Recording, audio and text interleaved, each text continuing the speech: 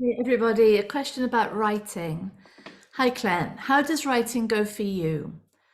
An insight flows through, an aha, and I'm moved to write about it. So this is the listener saying this. The process of writing it out always seems to deepen the insight, making it richer, deeper, and more delicious. The words flow through and express themselves on the digital page. Am I writing this? Not really. I seem to be reading this. When the writing seems to be done and no further tweaks are needed and reread, it feels too good not to share, so I post it. People respond, they resonate with words or they don't. When they respond positively, here's where the confusion comes in. In truth, I didn't write this. I too am the receiver, the resonator, if that's a word. Yet the I that I think I am is pleased, takes pleasure in these positive responses. A mini or not so mini reward is seen and felt. And I somehow feel I shouldn't be feeling this. I didn't write it. And I admit I feel like after all the classes, all the seeing, this mini reward shouldn't be felt. So I wonder, what does Claire feel when she writes or puts stuff out there? Yeah, isn't that lovely? And isn't that beautifully written itself? So what the listener is saying so articulately is she's describing the process of writing. And when it looks when the ego's fully active and fully engaged as the doer, there's this sense of myself as separate, as I'm making the decisions, I'm saying these words, I'm writing these things.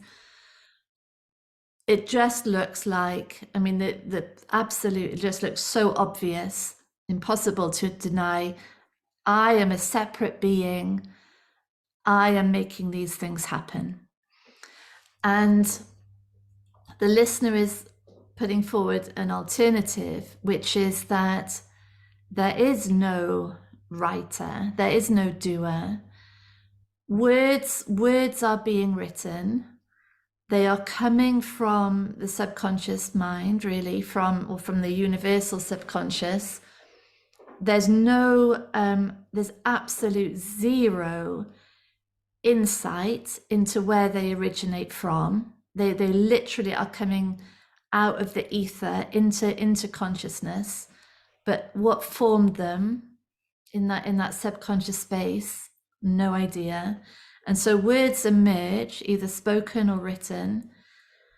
And if the conscious mind isn't identified as the doer, all it is the witnesser. And so words are written and are witnessed.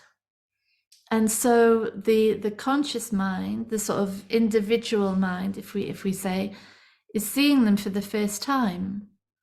It hasn't played any part whatsoever in the writing of those words.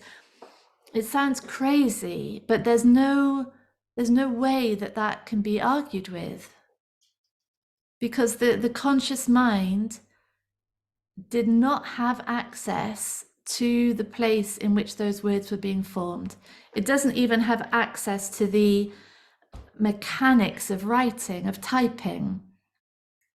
The conscious mind doesn't know how life is animating and orchestrating chemical reactions, biological reactions, muscles, tendons, in order to create words on a page. It has no idea.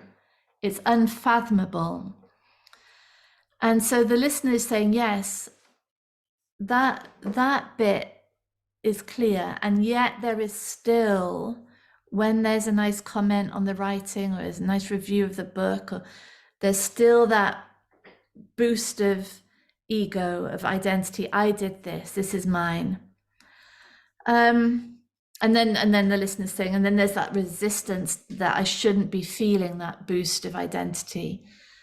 And so really what we're seeing there is the same process, but now instead of it being clear, it's misunderstood, because the conscious mind is either identified as the one that is having this boot, is somehow in control of an ego boost or not, and and therefore there's this sort of sense of self-blame, or I should have known more, had had be further along the spiritual path, that I don't have this. But really, it's the same process. The conscious mind is just observing that dopamine hit, isn't it? That spike of endorsement of pleasure, and that's all. That's all that's happening.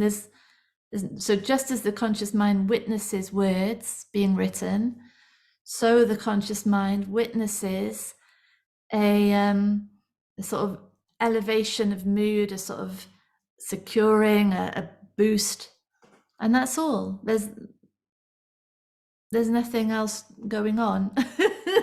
There's certainly no one in control of that dopamine boost. But what we can see, I think what's useful is